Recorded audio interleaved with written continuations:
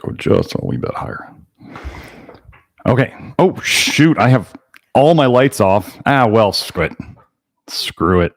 If people are here for how pretty I look, you're for the wrong reasons. So let's just get into it. Hello, I am Dr. Garrett Smith, the nutrition detective around these YouTube parts. And we have some fun stuff to go over today here in the Love Your Liver live stream. For those of you who haven't seen it, I can't believe I left all my lights off. Well, actually, I think I can reach them. There's that. And, oh, there we go. So much better. So much better. Sorry about that. Just decided to get started. So we're going to go over today. I have a testimonial to go over. Somebody posted their 2-year update on the vitamin A detox approach. And sorry about the extreme close-up. But yeah, we have a 2-year update from somebody doing the detox, the Love Your Liver program. And they're also working with me doing the testing and consultation. And they're now sending loved ones to me, which I appreciate greatly, and I will do my best to help them too. So we have that testimonial. Then I'm going to go over, people hear me talk about liver injury and cholestasis, and I talk about toxic bile in the blood. And for some reason, I had never thought about searching on PubMed under toxic bile. It just hadn't occurred to me. I thought it was kind of more of not a scientific term, more of like a colloquial, just like an everyday usage term that I was doing. And so I go and I search under toxic bile. And I found some very interesting stuff, particularly a couple of papers from 1905 and 1906 published by Rockefeller University. So you mean they've known about toxic bile for 115 years? The Rockefellers, you say? Interesting. So we'll go over those papers and some other papers talking about the toxicity of the bile. And then we will go into Q&A here. But yeah, I didn't get to finish. I was mentioning my video that just came out, one of my normal videos where I cover stuff, where I went over my labs. They were about a 7 or 8 month labs from my last one. So there's the video of my labs from about 8 months ago. And then I went over labs from very recently. And my recent labs came up with a 893.5 testosterone level naturally. So apparently what we're doing seems to be working in a good way. I'm 46 years old with 2 kids and full-time job. You guys who have a small business understand how much stress that is. And things are going quite well. And I'm not doing all the nonsense of, the nonsense you see on Twitter of eating 12 eggs a day and eating liver and shoving all that vitamin A in and sunning my balls and taking cold showers and doing all this other nonsense. Could it help? Sure. Might help. Maybe they have to do all that stuff because they're utterly destroying their testicles with vitamin A. I don't know. Maybe, because I don't have to do all that stuff. Anyway, so let's go into the testimonial. So I'm not going to say this person's name, but this testimonial is public inside of the Love Your Liver network. So here we go. 2 years on the vitamin A detox way of eating, my progress, diet, mistakes, and thoughts. The 1-year update can be found here. And he put a link to his previous post. He says, hello again, friends. I'm a few months late, but I wanted to stop by and share my experience in case it may help some of you here, as well as offer a profile of improvements that you may expect at these yearly milestones. I'm going to interject here. When you are doing this stuff, we are getting rid of decades worth of poisons in your liver, stuff you may have been born with. If you were born jaundiced, you were born with a liver injury and too much bile in your blood. So you have been dealing with this problem since you were born, since before you were born. So this is not a weekend detox. This is not a little, I'm taking a vacation cleanse. Like, this is not that. That shit doesn't work. Might help you a little bit, but it may also make you worse, as many of you have found out doing these things or working with other practitioners. So we're talking about years, several years. I tell people now, I'm at a 3-year minimum of telling people that's how long it's going to take for you to really, really, really get a lot better. Can you improve all along the way? Absolutely. But when you're talking about, when people say, how long should I plan on doing this? I say 3 years minimum. If you really want to get something out of it, plan on 3 years minimum. I'm not going to be out here lying to you, telling you that in 6 weeks, you're going to be all better. No, because I'm honest and because we're actually dealing with the deeper root cause. We're not just scraping off the garbage on the windshield, the bird shit off the windshield so we can see through it. We're digging out all the dirty stuff inside the car. Okay? So anyway, here we're continuing. I pop in once in a blue moon to check for new developments, and recently I've noticed many new members. I'd like to give you a big warm welcome and assure you that you have arrived at a place where you can genuinely heal. For me, after traveling far and wide across the health industry, visiting places like carnivore country, running with crazed Ray Pete crowds as we pillaged towns for more orange juice, high off fructose, or traveling between charlatan shacks and conventional med metropolises, this is my final destination. I found what I am looking for. You might have too. Current symptoms. I want to interject here. He's saying current symptoms. So he still has symptoms. Okay. I just talked about that. This is not a quick fix. So he still has symptoms, but when you hear his current symptoms, make sure you stick around for the update, which comes very quickly after it, okay? Current symptoms.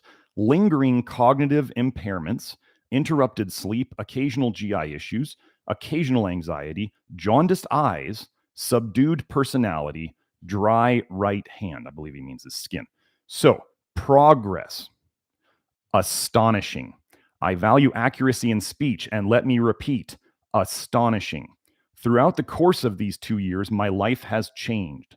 Cognitive impairments have been my most severe symptom since childhood.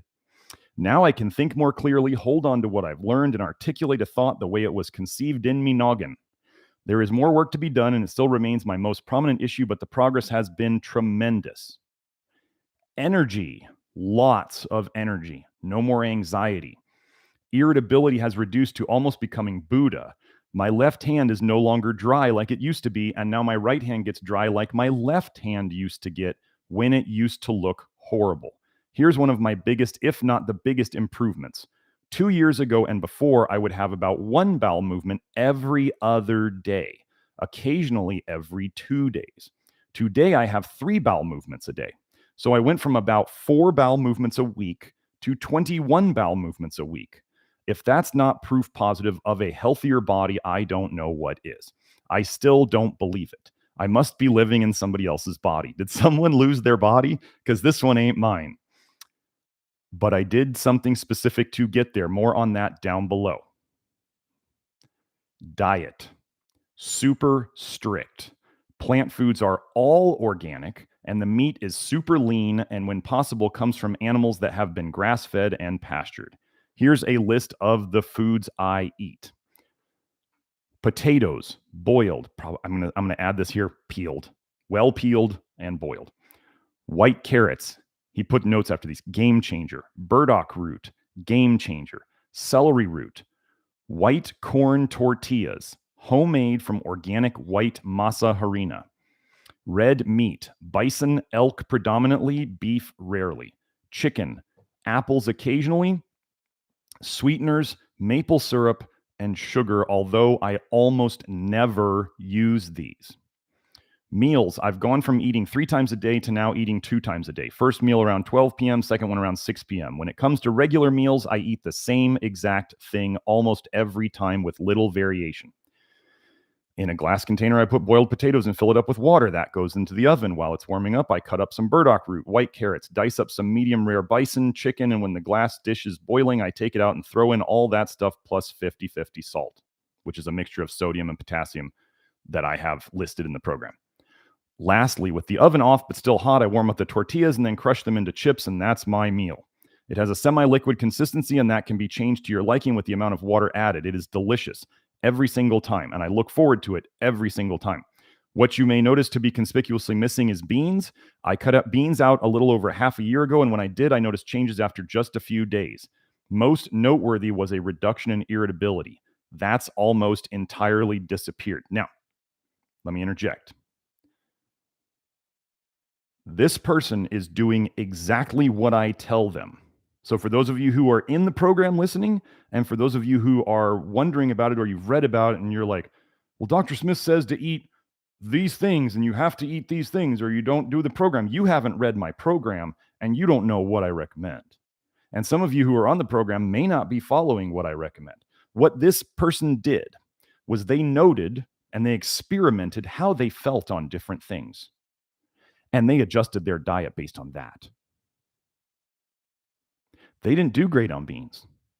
So they took them out and they felt better. Amazing. Are you following people's diet approaches or supplement approaches that are telling you to ignore your body's feedback? Because this is not one of them.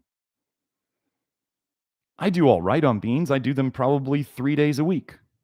Do I want to do them every day? No. Okay. But what this person did was they figured out what soluble fiber and what does soluble fiber do in terms of toxic bile? Soluble fiber grabs onto toxic bile and helps you poop it out. Too much soluble fiber will soak up too much of your bile and you won't poop right. Why did this gentleman not used to poop? Because most of his bile was going back into his blood, affecting his brain, affecting his thyroid and his energy, affecting all the things that he was talking about. That is how your liver and your toxic bile can affect your brain and your heart and everything about you. So what have we done? What has he done to fix this problem by following the things that we recommend in the Love Your Liver program and by doing the testing and consultation with me, the hair and blood testing, and getting his minerals corrected? He has been repairing the liver injury, aka subclinical cholestasis, aka leaking toxic bile into his blood. And what has he seen? He has seen a great improvement in all of his symptoms, which is not totally fixed yet. It's a process. But that is what we're doing here. And then when you start learning about toxic bile and just how toxic it is, and what happens and then you start thinking about, wow, this stuff is actually eating away at the liver itself and the bile ducts themselves. Well, then imagine what happens when it escapes the liver and the bile ducts that are designed to deal with this nasty garbage. Imagine what happens when it goes into your blood and goes into your brain or touches your thyroid. Guys who watch the testosterone video, imagine what happens when this toxic bile goes down and starts eating away at your reproductive organs. Okay, so anyway, continuing. So is he doing soluble fiber? Yes. Soluble fibers, psyllium husk powder plus zeolite 3 times a day. 1 early AM, 2 in between meals, 3 late PM. With meals, I drink apple pectin dissolved in water. Every morning, I prepare 2 glasses of apple pectin and fill them up with water so that come afternoon time, they're both fully dissolved. No clumps, no sticking to spoons or glassware. Mistakes, because we all made them. He's trying to help people not make mistakes. So here we go, mistakes. Let me start off with something I said in my 1-year update. Quote, I have to stick to this diet for longer. I'd wager another year or 2, end quote. Oh boy, if I could sit my past self down and have a talk with him. So young, so naive. The truth is, after you've been doing this for a while, it dawns on you that this is now a part of your life. It will be so for years to come. Obviously, it's case specific, but if you're here, you're likely looking at a journey spanning a few years. For me, I'd say the lower bound is 5 years, and I think that's hopeful. I've accepted it and moved on. Other mistakes include being overly eager with lactoferrin and others like it. Did you know that on the lactoferrin that we sell, the Nutrition Detective Lactoferrin, which you can find in my store at nutritiondetective.com, there is a link on the lactoferrin bottle taking you to a website, taking you to my website with instructions on how to start the lactoferrin slowly and carefully so that you don't push too hard and mess yourself up. What did this gentleman just say? Including being overly eager with lactoferrin and others like it. Do parents often tell their children, don't do this or it's going to bite you in the butt really hard? Yes. Do I tell people?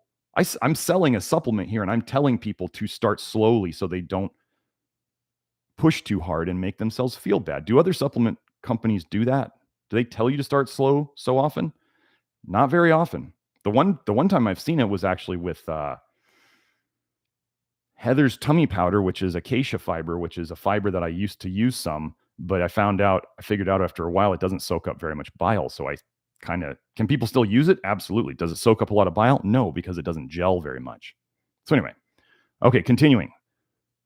Other mistakes include being overly eager with lactoferrin and others like it. However, as I've learned how my body reacts to different inputs and that trying to speed up the process only brings an ass whooping,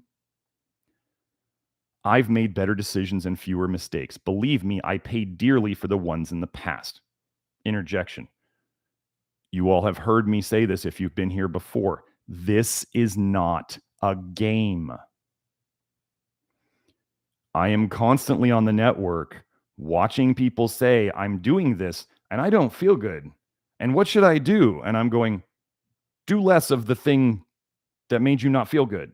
Do less of that. Okay. And here he is telling you, when I tried to push too hard, or another way of putting it is, so first of all, you have to push to find your limits, right? I have some people who are so scared of any reaction that they only take the teeniest amounts and they never go up. Well, that's not going to be useful. It'd be like if you want to take a vacation in your car and you go, well, I really don't want to get in a car accident, so I'm only going to drive 5 miles per hour and I'm never going to go above 5 miles per hour. It's going to take you forever to get there. You might as well walk. But you got to test it out to see where is the limit, right? If you drive too fast, you get in an accident or you get pulled over. That's not good. So you're trying to find for the person the right amount. So this person found their upper limits. They touched the threshold or went over it, and they figured out, I better stop doing that. Am I telling people this constantly in the program? Yes. Do they always listen? Do people come into this program and take me seriously enough? Most of them don't. And this is human nature. And then you kind of get to hear me say, yeah, I kind of told you so. Take little steps going up. Don't take giant leaps, or it might, as he said here, give you an ass whooping. We are getting rid of decades of poison out of your liver. You get greedy or impatient, you're going to get smacked down by your own toxic bile. And that is just the nature of this process. So don't do that. This is not a game. So here we go. Thoughts. Here is how I believe I healed my gut. Ooh, leaky gut. Oh, healing it. Wow. And jumped from 1 bowel movement a day, achieved by year 1, to 3 bowel movements a day. I've been wanting to do a longer fast for a while now, something around 3 to 5 days long, hoping that it would accelerate the healing process. Then lactoferrin came into the picture. Some research found promising effects on intestinal epithelial cells, so I decided to run a few experiments. Long story short, the reasoning was to supercharge my fast. I first did a 3-day fast, then 6 months later, a 5-day fast. Every day during the fast, I took 1 full capsule of lactoferrin. Interjection, that can be a huge amount for somebody new to this. Okay? This is a person who had experimented. They said they're experimenting. They've talked about their ass whoopings. Let's continue. What's interesting is that on feeding days, I was only able to tolerate about a drop of lactoferrin. A drop is 1/64th of a teaspoon. 1/64th of a teaspoon is a drop. Okay. Whereas on fast days, even a full cap didn't cause that much discomfort, except later, read on. I still took all my soluble fibers to soak up any bile that had been produced, and some was produced in reaction to the fibers. I talk about this. After the second fast, once my body normalized, that was it. It was a distinct before and after moment. I just started going to the bathroom 3 times a day after that. But Some things I learned. The supercharged fast appears to burn right through the body's store of potassium. What's more, the 50-50 salt wasn't up for the job. Once I figured out that it was potassium I needed, I took a little bit of 50-50 when I was woken up by the shortage in the middle of the night. That just made it worse. I had to go rogue and experiment with small quantities of pure potassium chloride, which is dangerous. He's forewarning people. Potassium chloride by itself, we have some people do it. Most of them are doing it under my guidance when they're on the testing and consultation package, and they're asking me what they should do and how much can they do. But potassium chloride used correctly is not dangerous. Potassium chloride done stupidly could cause you some heart funky stuff. Yeah, some arrhythmias, some of that stuff. Yeah, you can overdo potassium. You can kill yourself with salt. So please don't go out. Salt is sodium chloride. You can kill yourself with salt. I had a guy once, he came to me. He's like, well, I've been taking 25 grams. I read an article and they said that certain Japanese folks at one point were taking 25 grams a day of salt without any problems. So I decided to do that. And I was like, what? And he said, and now I think my electrolytes are all messed up. How do I rebalance them? And I said, we should probably test you to find out where your minerals are so I can help you rebalance them, because your minerals are probably all out of whack with each other. And he said, no, I don't think my minerals are out of whack with each other. I just think I unbalanced something along the way. And I'm like, what are we talking about here? We're talking about the same thing.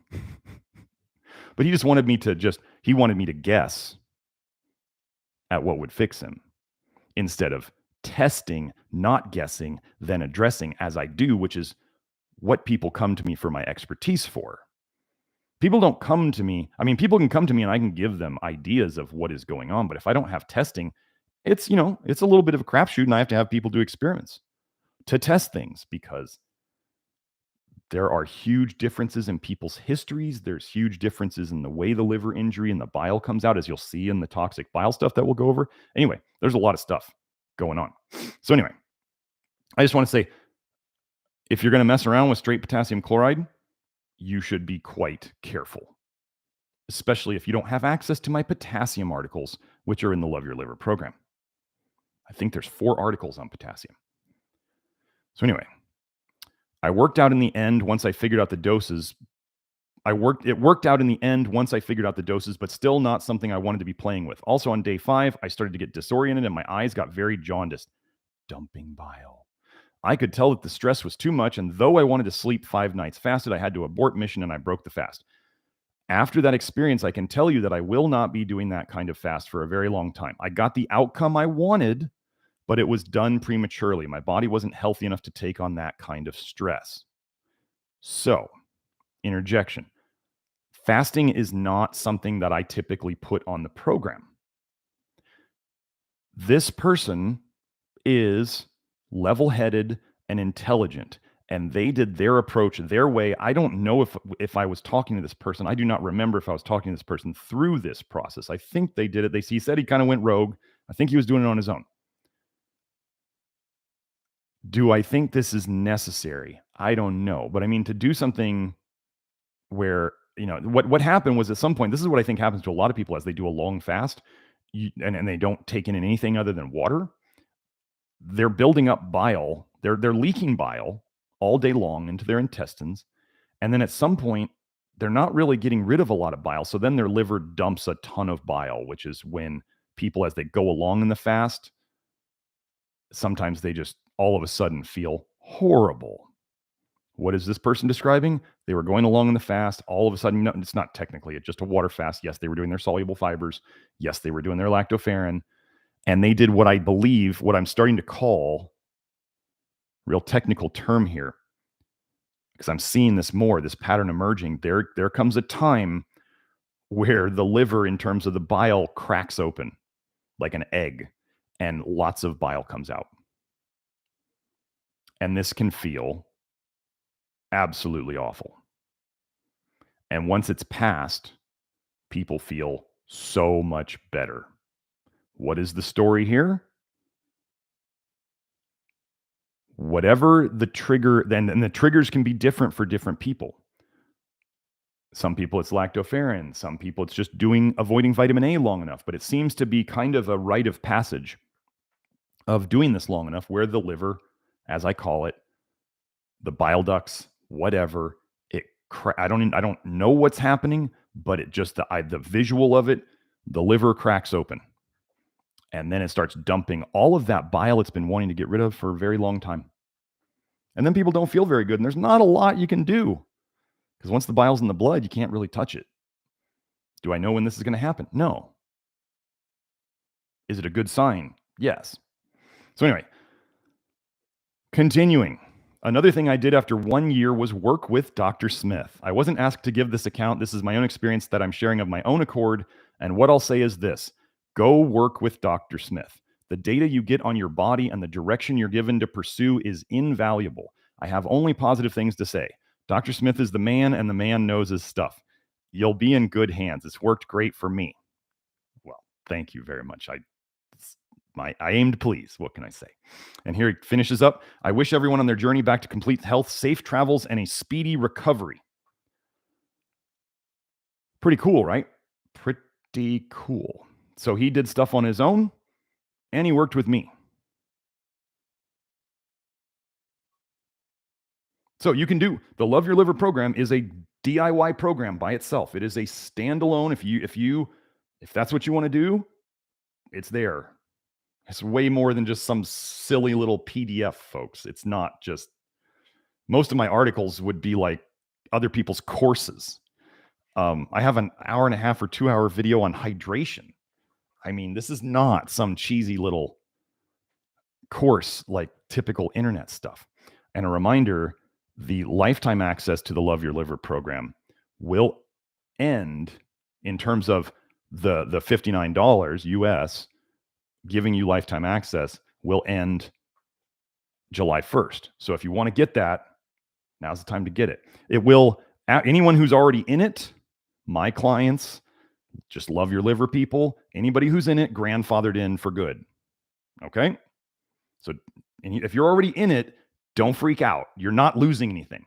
People who come after July 1st will be there'll be a yearly renewal, and that 1 year is going to cost more than it does now.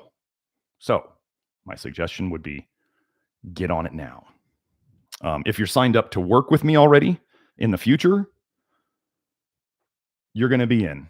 I mean, anybody who works with me, if you do a testing and consultation package with me, you do the blood testing and the hair testing with me, you get lifetime access to the Love Your Liver program, because I need for you to know that information. That's all the diet stuff. People don't expect me to tell you how to do diet and stuff like that in our less than an hour consultation. There's small groups and there's individual stuff, but I do not cover diet in there because that's the Love Your Liver program. And that's why I give it to my clients as part of their package. Okay, so moving on. Let's go into studies on the toxicity of bile. I'm going to post this link here.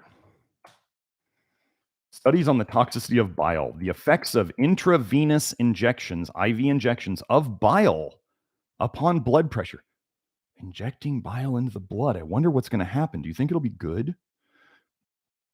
Oh, published by the Rockefeller University Press.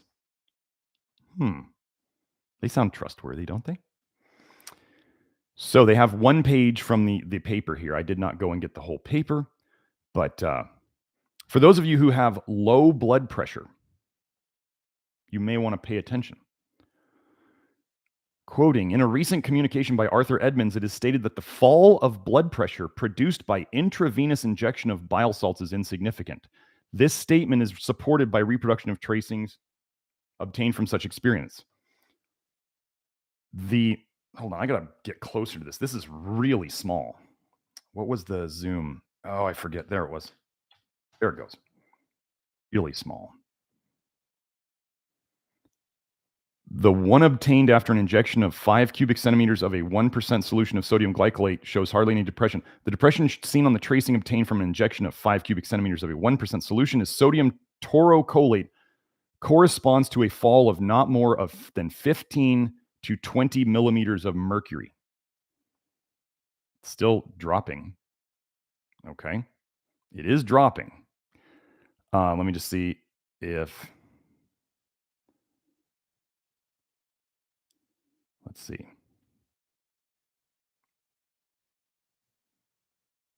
So that was one. There's more to this paper, but yes, they are showing millimeters of mercury. That's your blood pressure. 15 to 20 millimeters of mercury. Do you realize that if you're like sitting at 100 on systolic, the top number, and you drop to 80 on the top number where they were saying 15 to 20, you're not going to feel right.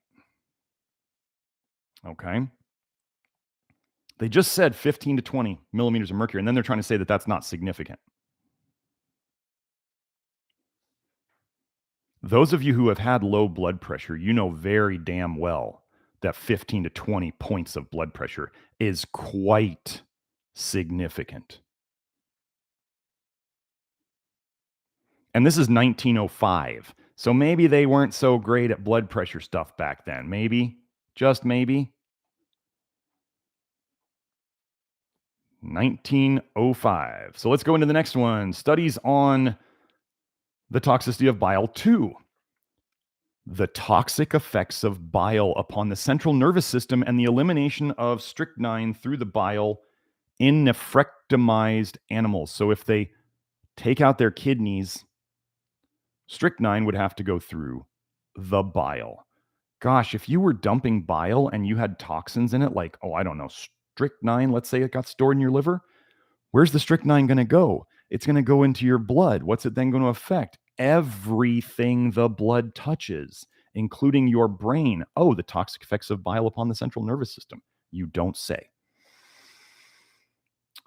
Here we go. The occurrence of severe nervous manifestations, nervous system, your brain, your nerves. The occurrence of severe nervous manifestations in the course of diseases in which icterus, that's the yellow eyes of jaundice, icterus, however you want to say it, is a predominant symptom, gave rise at an early period to experimental investigations of the effect of bile upon the animal organism. During the first part of the last century, the methods employed in these investigations consisted mainly in intravenous injections of ox bile obtained from the gallbladder.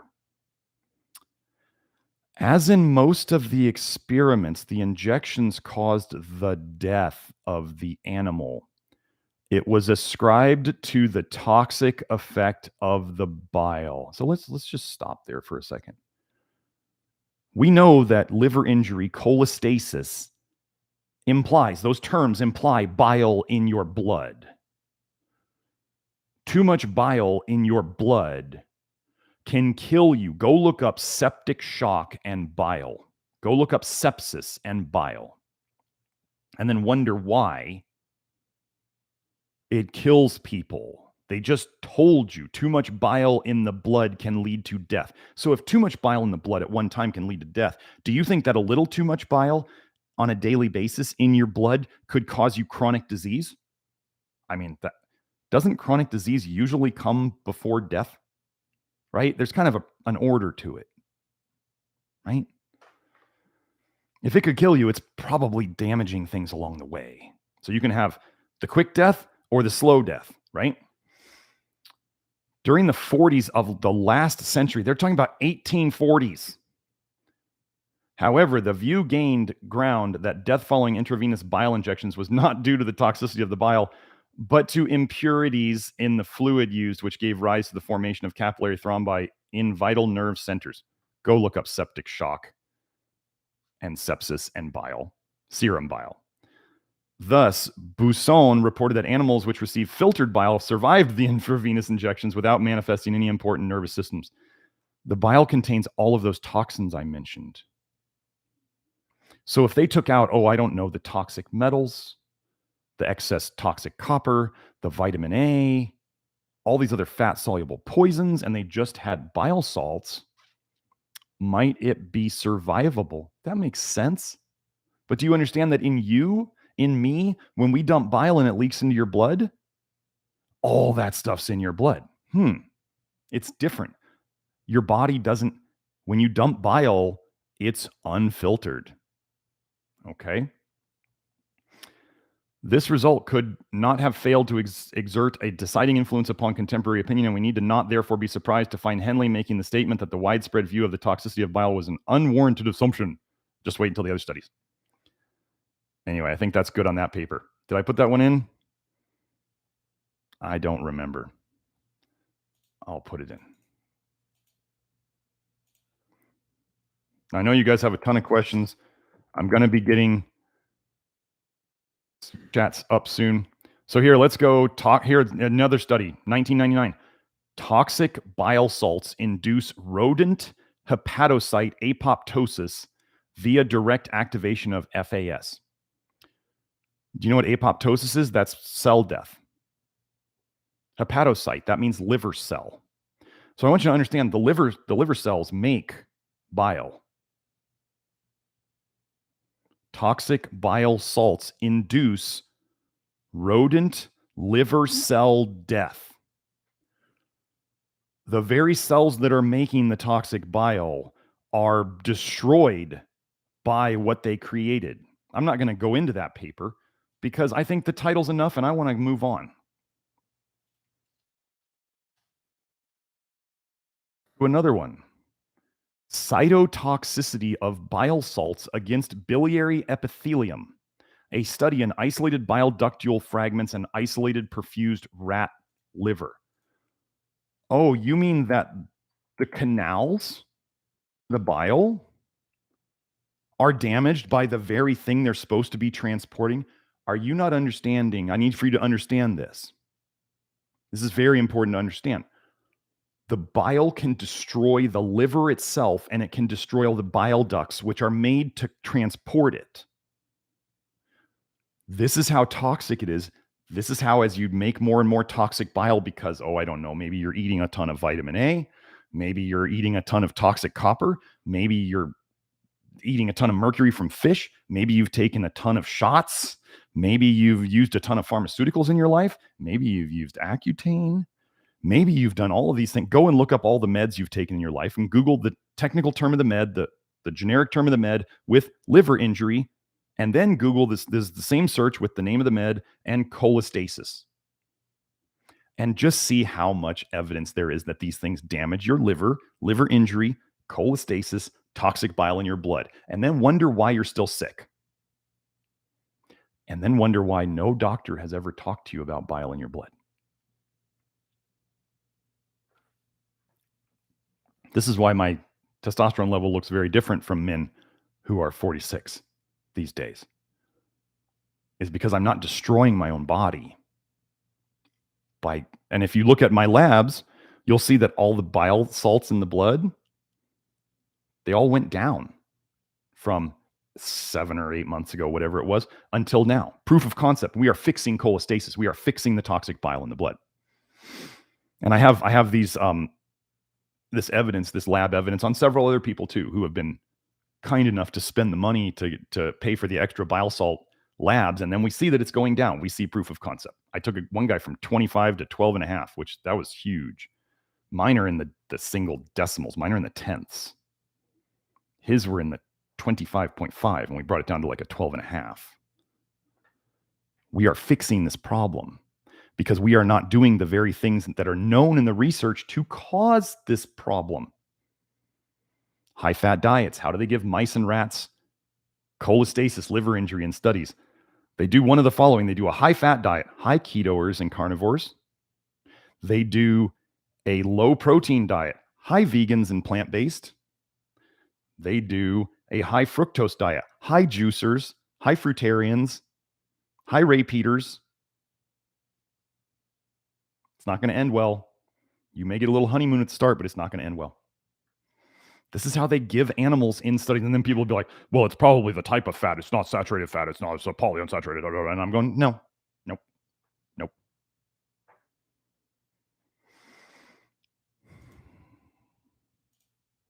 Another one, toxic bile and sclerosing cholangitis. Is there a role for pharmacological interruption of the bile acid enterohepatic circulation? Let me translate that for you. What I've been saying here is that one of the ways that certain supplements that are long-term toxic to you and most pharmaceuticals that are just toxic to you, the way they show improvement at the start is they slow down your bile dumping. So you don't put as much bile in your blood or anywhere else for that matter. It gets stored in your liver. I have evidence of this in a paper to come. And then your symptoms seem to get better. For a while, maybe. Maybe you just get side effects right at the start. That's just damaging your liver. But maybe your symptoms get better for a while. And then all of a sudden, once your liver can't hold any more bile, or that toxic bile that you're storing in your liver is eating away and killing your liver cells, destroying them, apoptosis, we just talked about it. And then everything falls apart, and then you're just leaking tons of bile into your blood. This is the honeymoon phase of those like types of diets that I just talked about. There's the honeymoon phase until the liver is damaged enough by the toxic bile that then it just shit hits the fan. And then you have no idea of what to do because the diet that made you feel better at the start is now killing you slowly. Or maybe quickly. Toxic bile and sclerosing, that's basically, think of scarring. Cholangitis, that's inflammation of basically the bile ducts. Okay? That's bad. Here we go. For primary sclerosing cholangitis, the pathogenesis, the way the disease comes about, is poorly understood and there is no medical treatment with proven efficacy. Bile acids are likely to play a role either directly or indirectly in the pathogenesis, creation of, or progression of the chronic fibrosing cholangiopathies. Indeed, it has been proposed that bile duct injury may be a result in part from toxic bile. But bile is necessary and good, and it helps us absorb fats and all this stuff. Look, if you are making bile and it's going the right way and it's not super toxic, we don't even need to talk about the good or bad of the bile because the natural God's design of the body is going to work right. You are supposed to make bile. It's not supposed to be horribly toxic. It's supposed to go into the bile ducts. It's supposed to go into your intestines. You are supposed to poop out some of it each day. And then the rest of it gets recycled via the enterohepatic circulation, and it goes right back to your liver where your liver filters it out again and puts it right back into your bile. And it goes through the loop again. It's supposed to stay in the loop. It is when it escapes the loop that is when you start to get chronic disease. And if this bile is so toxic, it can destroy the liver cells and destroy the bile ducts themselves.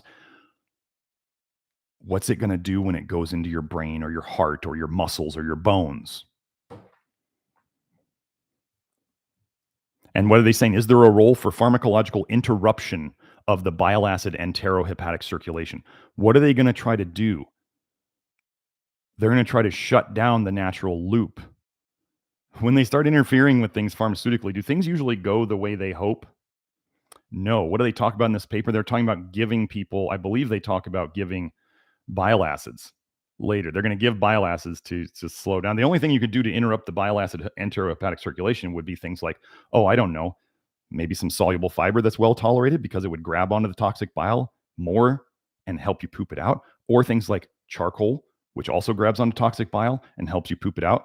If you are constipated and you go and mess with charcoal, I'm going to say you're going to do it to yourself. If you are constipated at all, do not touch charcoal.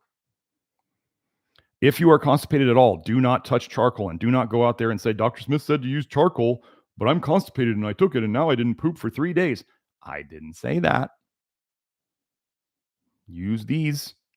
Use this. I just said if you're constipated, don't take charcoal and be careful of doing too much soluble fiber.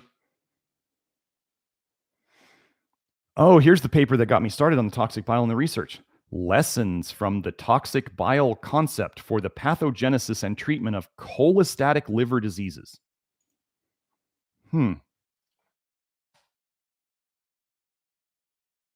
Toxic bile concept, huh? Why isn't anybody talking about this? I bet your hepatologist, if you ever went to a liver doctor, I bet they never talked about this. Okay. Let's go into this next one. Toxic bile acids in gastroesophageal reflux disease. Influence of gastric acidity. What I'm going to tell you is if you have GERD, acid reflux,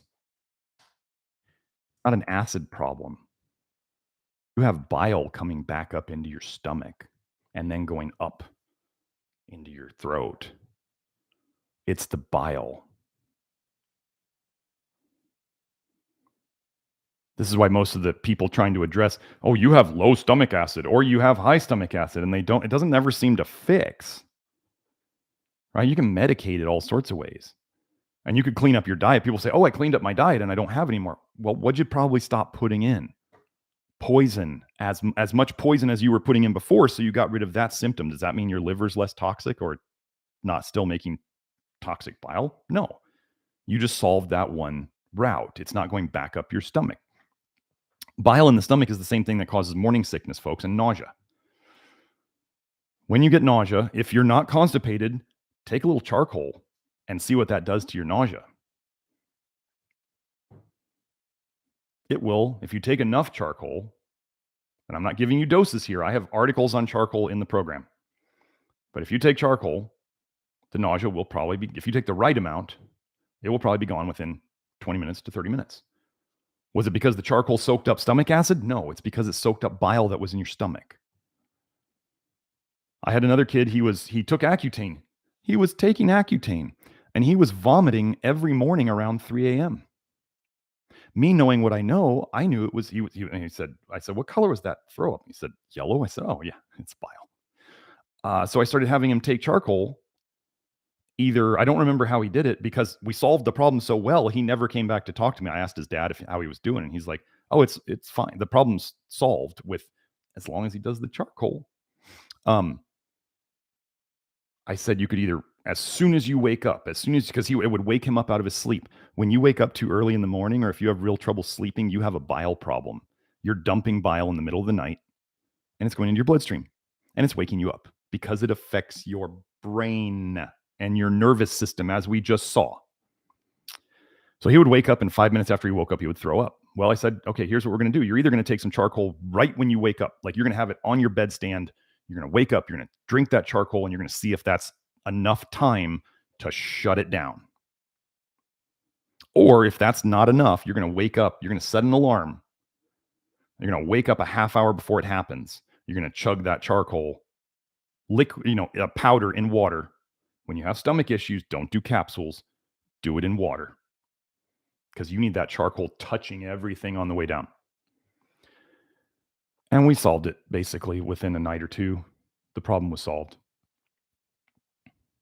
He was on 3 medications from a gastro. As soon as I talked to him, I said, is it helping? He said, no. I said, get off that shit. We're going to do charcoal. Fixed it because it's bile. Okay. The last one, comparative hepatotoxicity of cholic acid, deoxycholic acid, and lithocholic acid in the rat. In vivo, which means in live rats, and in vitro, which is like in rat cells, in vitro studies. So comparative liver toxicity of these 3 bile acids. Now there's one thing I want you to hear about this.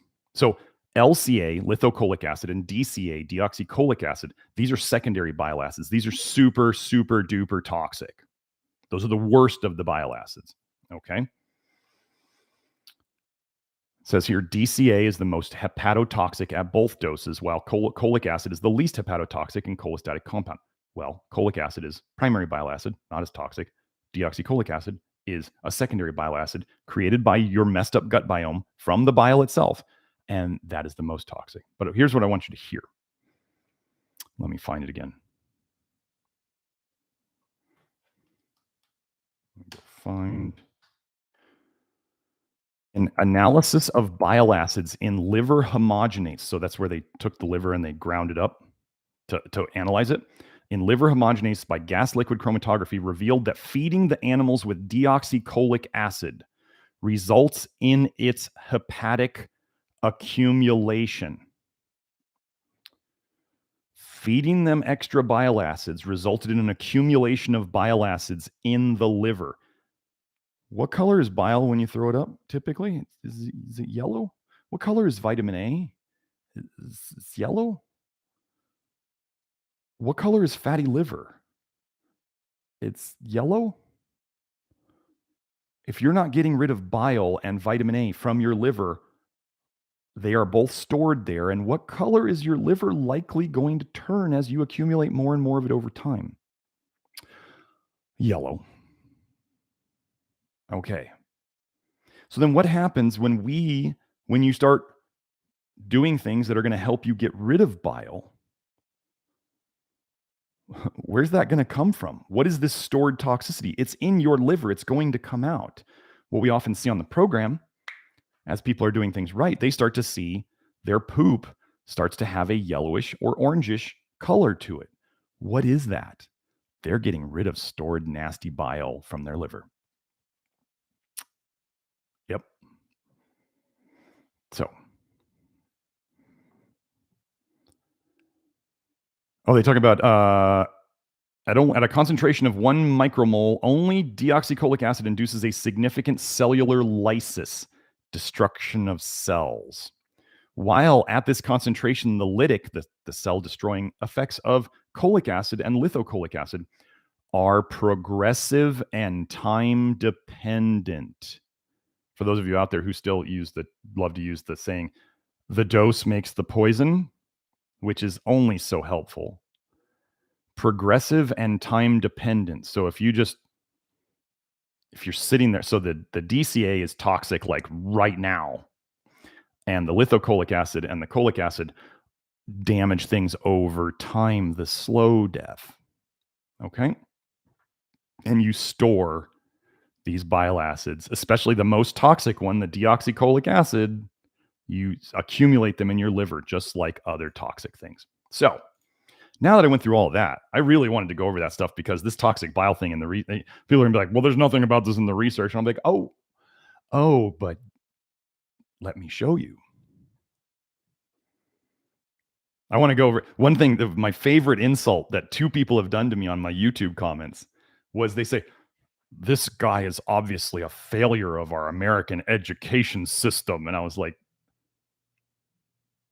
somebody called me a midwit. I was like, ooh, ow, ew. You know why I'm a failure of the American education system? Is because the American education system did not teach me to think outside the box. They did not teach me logical thinking. They did not teach me pattern recognition. They did not teach me connecting one thread that seems unrelated to another thread over here and then making my own interpretation. The American education system did not teach me anything that I'm using here. Some of it's genetic. And some of it's just me not giving a hoot about what I'm told is the answer. So yes, the American education system did fail me in repeating the same bullshit that I'm told. There you go.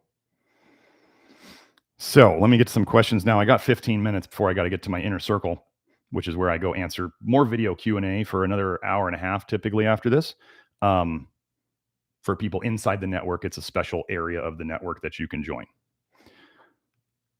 Kartikea says, hello, Dr. Smith. Is there any difference between animal protein and plant protein from a muscle building perspective? Well, here's what I can say from observations. There's a very small percentage of people who do okay or well, very small percentage of people who do okay or well on an all plant-based diet. Nearly every time I have watched a big name athlete switch from an omnivore diet with lots of muscle meat to a vegan or plant-based diet, usually their career goes in the tank and they start losing a lot of muscle mass, even though they're trying to shove down tons of plant protein all day long.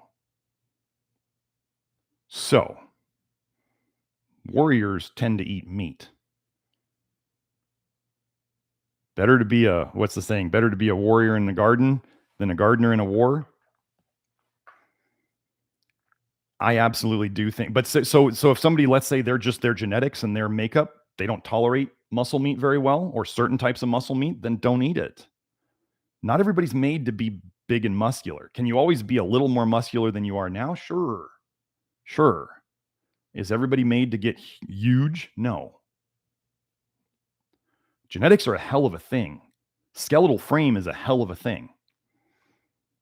So yeah, I mean, and I know personally, I feel better the more muscle meat that I eat. People talk about protein shakes and all this stuff, and I go, just eat real food, seriously. So yeah, but do I think there's a difference? Yes. Do I think that one thing I tell people is minimum of 50 grams of total protein a day.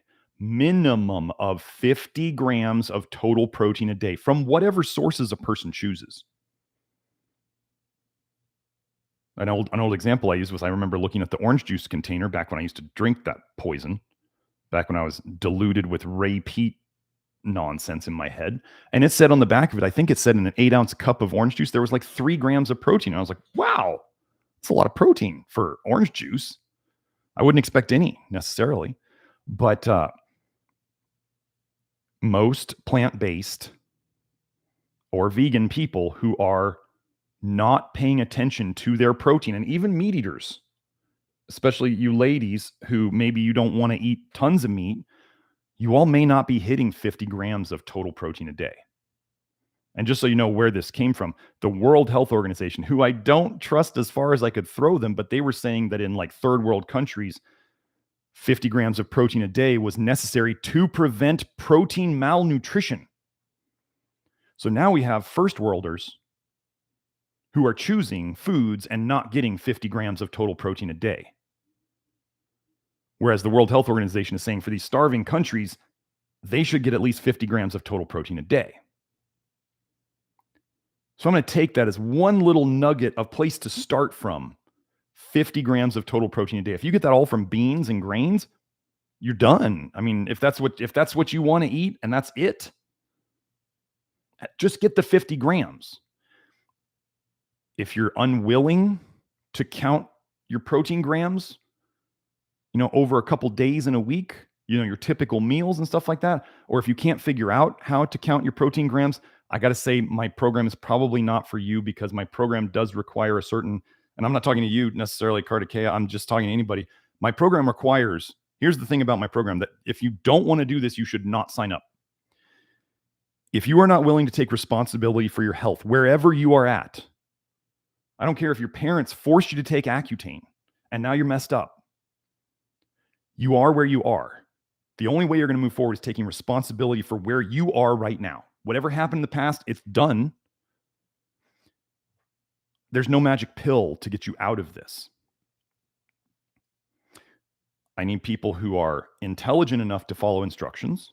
I need people who understand that it's their responsibility to get their health better. And I need people who understand that this is going to be work over years. If you aren't interested in that, then don't sign up for the program. I don't want people just to come in and just complain on the internet because, oh, this is too much work, I don't want to do it. Don't come in. I just told you what is inside. And if you don't want to do that, then don't come in. It requires you learning. It requires you experimenting. It requires you integrating your knowledge with your real world experience, because you are an experiment of one. Just because some health guru on the internet says you need to take 500 milligrams of magnesium glycinate every night before you go to bed, and you're like, wait, I take magnesium glycinate and I'm anxious and I'm bouncing off the walls. I can't sleep on this stuff. But the guru said, okay, it's the glycine. Not everybody gets along with glycine. Glycine is related. It's very similar to GABA. And you start messing with your brain. One of my sayings, if you start messing with your brain, you better realize that you're messing with your brain, for better or worse. The stuff you take may cause damage that sticks around a long time, but if it helps you, as soon as you stop taking it, the help is probably going to disappear. I take Alpha Brain. What? Okay, whatever. Sam asks, I feel good eating whey protein. Is it going to be bad long term? I would try to find, I mean, there is, Grant has posted research, and I've posted the same research on my research forum about whey protein containing vitamin A inside of it. Same with casein protein. There's vitamin A wrapped up inside of it. So would I be doing whey protein? No. If somebody wanted to do a protein powder, a good clean collagen powder is probably in terms of animal protein, a good clean collagen powder is about all I'd do. Simple as that. But I would not be relying on smoothies for your protein. Real food. Get real food. Okay.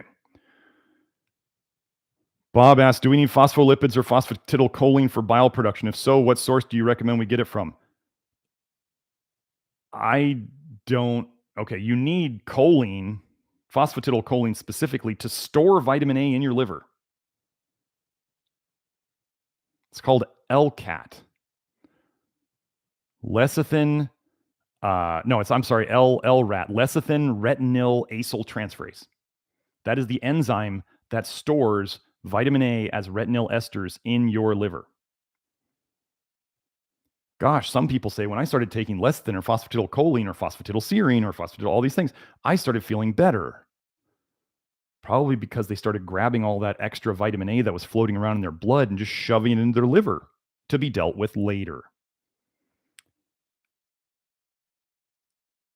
They got improvements. They got a honeymoon phase until their liver is full of vitamin A, and then it's just going to explode out from that toxic bile being stored in there. Choline is a topic of discussion in the vitamin A community right now, the vitamin A detox community right now. I don't see it. Some people are saying they feel better on some of it. Some people have told me they feel like it's an absolute disaster when they mess with it. I'm not worried about dietary choline personally. I think most of nutrition science is absolute pure bullshit. I think the choline, if it's necessary in the diet, could be, maybe. It's a very small amount, and it's a lot less than we're told. There's people out there giving IV phosphatidylcholine, and they're like, oh, we're fixing all these diseases. They're just shoving all the toxins in the blood into the liver. They're taking it out of circulation, so they see symptoms drop. Okay. You can do that. You could fill up your house with all sorts of garbage and save money on taking the trash out. You don't need trash service. You just put all the trash in your house. And what happens when you run out of room for the trash in your house? Now you can't live there anymore. And you're getting disease from all the poisons you've stuck in there. Same thing. So, if you didn't watch my labs video, technically, based on my blood test of vitamin C, I have scurvy right now. Ooh, do I look like I have scurvy? Do I look sick? No, I don't. Maybe the whole vitamin C thing we've been misled on. And maybe you need vitamin C to shut down your bile when you're vitamin A toxic, just like the paper Hypervitaminosis A and scurvy showed that vitamin A toxicity symptoms are exactly the same in dogs as scurvy symptoms. I've been minimizing vitamin A close to 4 years now. I don't eat much fruit and vegetables for any source of vitamin C. My vitamin C blood level is low, and I don't have any scurvy issues at all. Why not? Maybe nutrition science is mostly bullshit. Just a theory. So, moving on.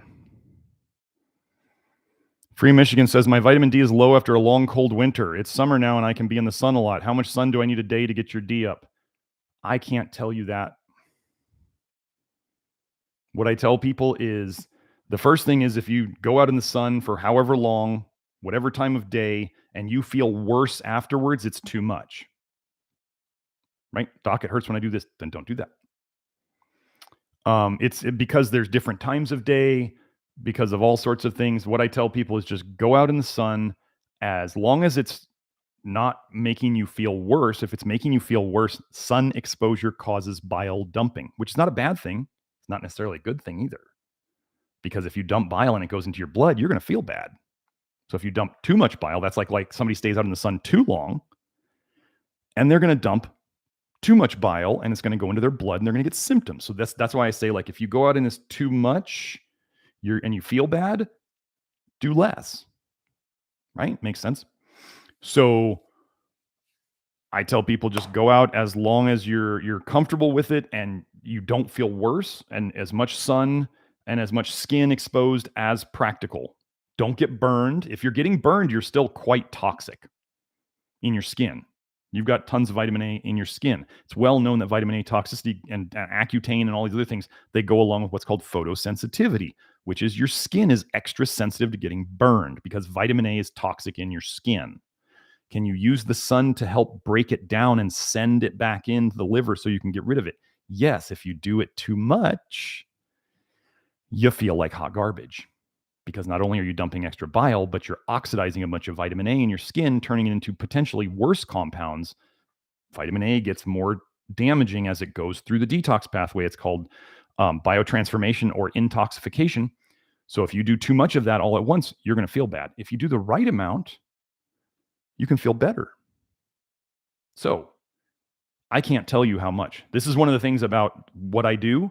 This is what's unique about my work is people say, well, how much of this do I do? And I say, you're going to have to figure that out yourself. Here are some guidelines. Don't stay out in the sun too long that you feel bad, but try to get as much as you can. Don't get burned. You know, we're doing these basic guidelines, concepts, principles, because what you're able to tolerate at the start is not what you're going to be able to tolerate at the end. And some people are much more sensitive than others because they're more toxic. So how can I give numbers to people? I consider that irresponsible by other practitioners.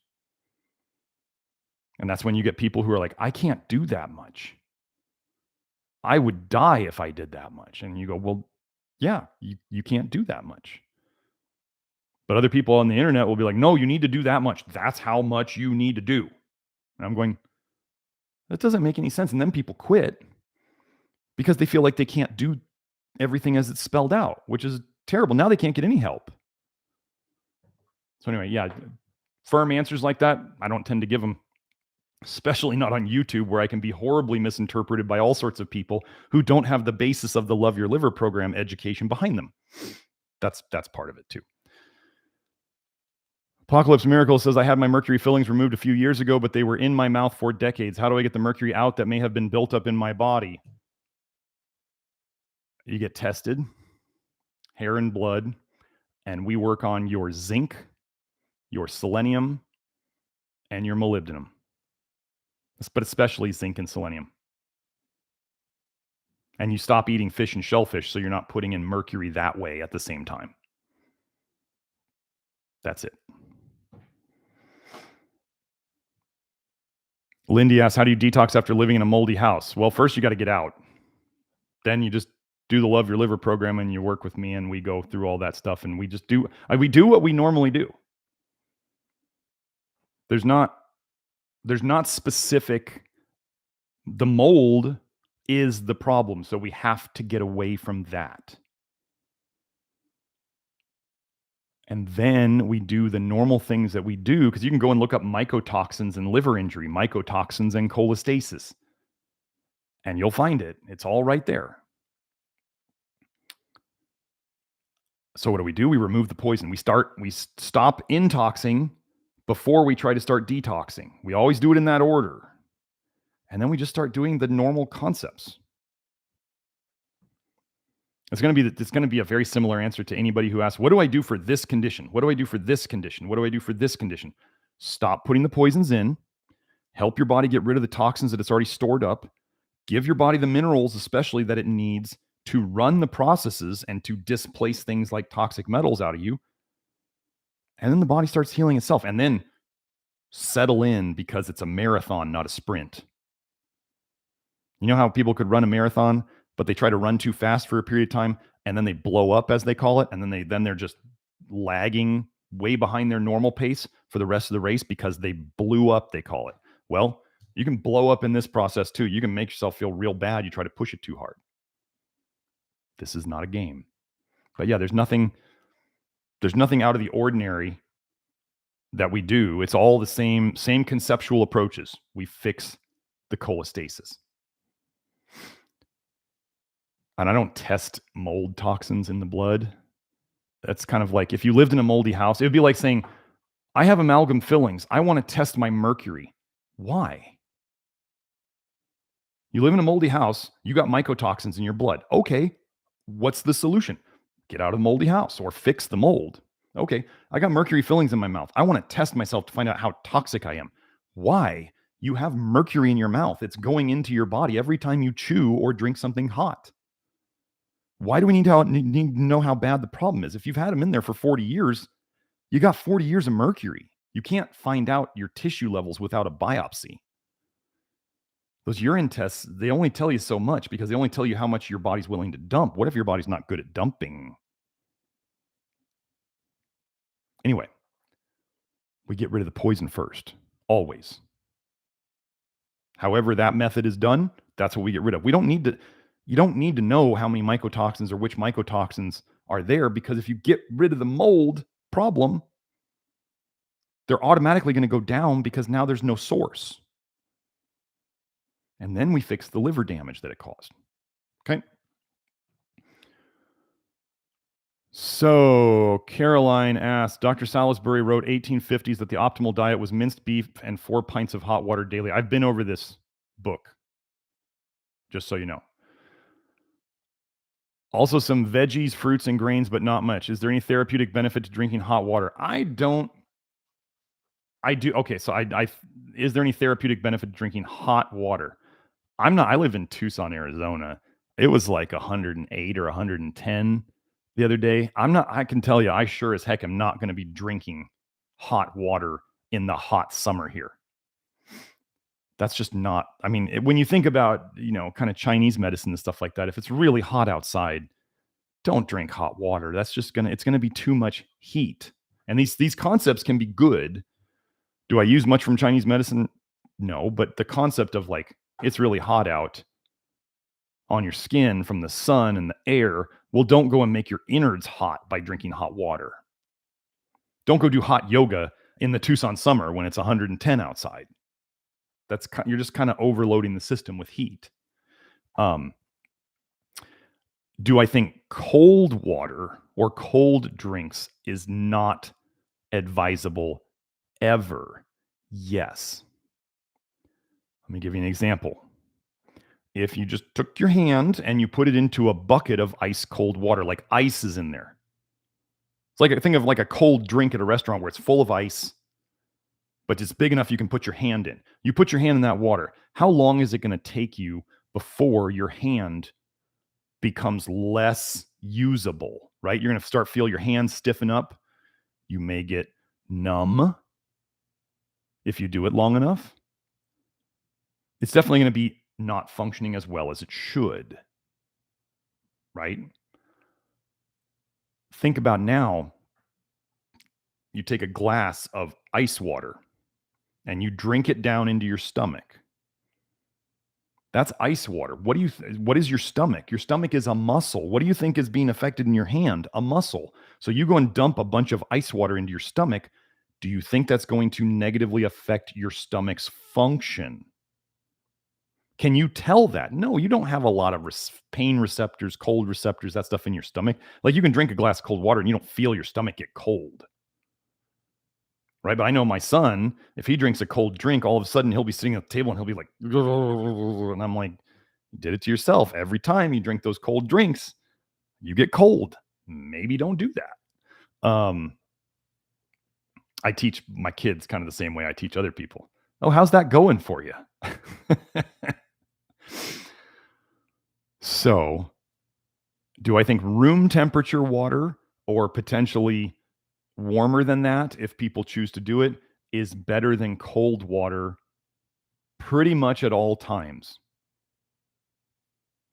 If I don't know if somebody said, well, what if somebody has heat exhaustion? Should they drink cold water? I don't know. I haven't seen the research on that. Maybe because we're trying to cool down the internal body temperature. Maybe. But in general, for health, room temperature water to warmer than that would be advised. All the alternative approaches to health, whether it's Ayurveda, whether it's Chinese medicine, whatever, they all associate your digestive system with heat or fire. So maybe we shouldn't throw glasses of ice cold water down there. That would be inadvisable. And those approaches always are like, do not eat frozen things, do not eat cold things, do not drink cold things. It's not good for your digestion. And I agree with that. So, Jill asks, my copper on my HTMA has been super high for the past 2 years. In the nutritional balancing program, I'm not a fan of nutritional balancing, as you may already know, doesn't seem to be helping. Any suggestions on where I might focus? So this is where a lot of practitioners miss out. I hope I didn't miss any questions up there. I think I got them all. A lot of practitioners miss out on, well, first of all, nutritional balancing gives people vitamin A, generally. Vitamin A and copper problems, they're like bosom buddies. Oh, shoot, I'm late for my inner circle. I got to get going here pretty soon. This is the last question. Copper and vitamin A problems come together. It's weird that there's protocols out there that tell you need to get more of both of them, and that I get the fallout health refugees from that approach quite often. And repeat approachers advise copper and vitamin A, and I get fallout people, as you just heard in the testimonial today, I get fallout people from that too. They are disasters that come hand in hand. I minimize vitamin A in my diet, and I antagonize copper with like zinc and molybdenum and selenium. And I don't use taurine because I get plenty of red meat, but taurine is also a bit of a copper antagonist. And lactoferrin binds copper and helps get rid of copper. And I do all of those except taurine. Strange that I don't have a copper deficiency, isn't it? My health is just so terrible after doing this for so long. They must be right. And then you can go and look at videos of these people on YouTube, and you can compare them to 5 years ago, and they don't look better than they did 5 years ago. You can look at my videos from 4 years ago and compare and contrast, class. So, high copper on a hair test. First, we would have to eliminate whether it's contamination. Could it be contamination? Is there anything that the hair can be exposed to that can deposit copper on the hair? They actually use copper sulfate in some pools and spas. And yes, I have seen copper on the hair up around 15, which is huge on a hair test. Off the charts, like 3 times off the charts, I think. A gentleman, he was using his hot tub every night. He was using his hot tub every night, and he was doing it to help him sleep, right? Because he thought, oh, I'll sit in here and I'll relax, and it'll warm me up and it'll make me feel good, and I'll feel relaxed and I'll sleep better. Okay. Every night, he said he would go to bed and his heart would be racing, and he couldn't fall asleep for hours. And I'm looking at his hair test going, this copper's like off the charts. I said, do you use copper sulfate in your jacuzzi? And he said, yeah. I said, do you go under the water when you get in your jacuzzi? And he said, yeah. I said, okay. I think we have 2 problems here. One is your hair test is contaminated from the copper in the water, because every time you get in the water, when you get out of the water, even if you dry your hair, ladies especially, you know this, if you dry your hair, that doesn't mean the water's all gone. Your hair's still wet. Then what happens is the water dries and leaves, and it leaves behind the minerals, and the minerals form a mineral scale. Scale is not just lime scale. Scale can be any mineral. So the water leaves, it leaves the minerals, they start forming crystals, so scale, and that stays. That doesn't get washed out the next time. Imagine, people go, well, why doesn't it come out the next time I shampoo my hair? Go and try shampooing limescale deposits on your bathtub fixtures. Tell me how well that goes. No, shampoo is not taking off the mineral scale. Sorry. Neither is water, right? Or else every time you ran water through your bath faucet, it would take off the lime scale that's there. It doesn't do that. Every time you run your bath, you remember that little last drop of water that's there? Every time that evaporates and leaves more mineral scale. That's how we get mineral deposits on our fixtures. So he was getting minerals, contaminating his hair, copper, and then he was absorbing that copper through his skin. Why do I use topical magnesium and consider it 10 times better than pills? Because it's absorbed better through the skin. Does this hold true for toxic things as well, like copper? Yes. So he was getting a big dose of copper before bed. What are some common signs of copper toxicity? Trouble falling asleep when they first go to sleep. Trouble falling asleep initially. Well, that's a big one. Heart palpitations. Why would heart palpitations come along with copper toxicity?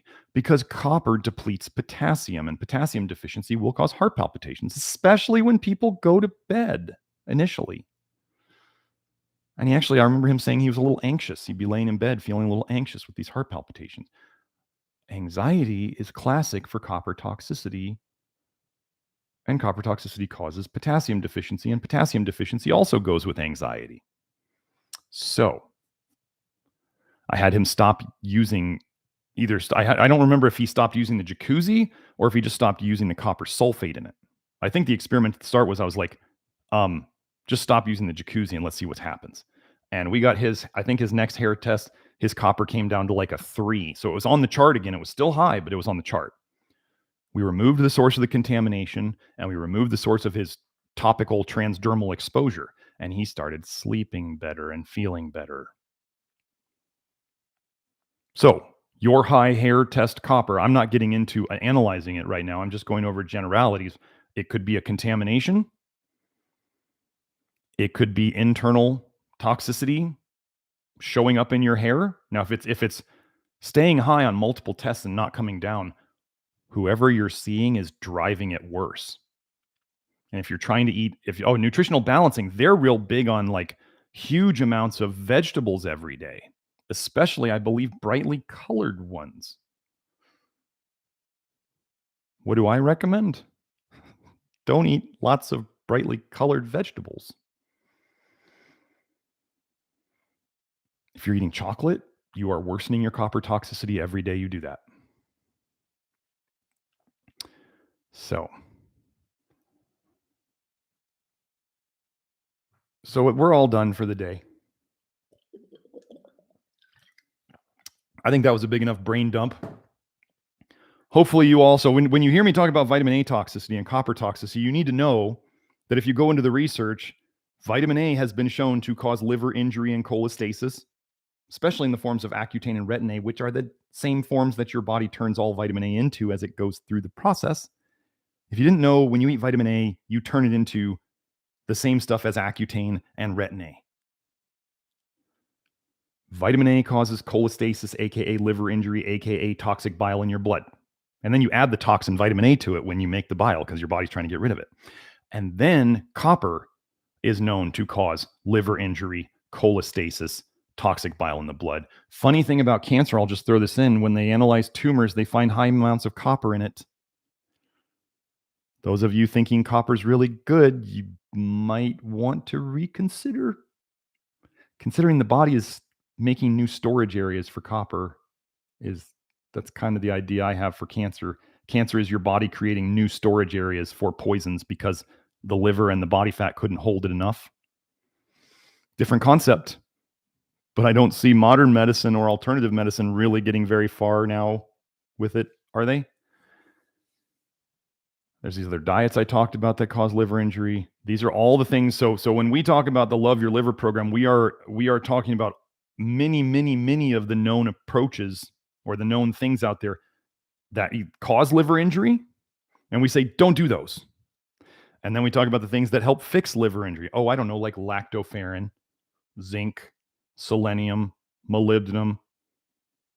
things that antagonize vitamin A, things that antagonize copper, and we do more of those. We do less of the bad, more of the good. It's a very simple approach. It's very powerful though, because we figured out all these avenues, and some people do too many of them at once, and they get too much of a good thing. So then you have me constantly saying, only change one thing at a time. Don't go too fast, or you'll get bit in the ass, which is exactly what the testimonial said. But look at his results after 2 years. Not all the problems are gone, but his progress, in his own words, was astonishing. So anyway, that's enough for today. I'm going to go over to the inner circle now inside my network, and I'm going to review my most recent hair test. So if you want to see more about hair tests and how I analyze it, and then in the future, I will have a training program for practitioners and possibly just for lay people too, because I think if you want to learn information, you should have access to it. That's what I do.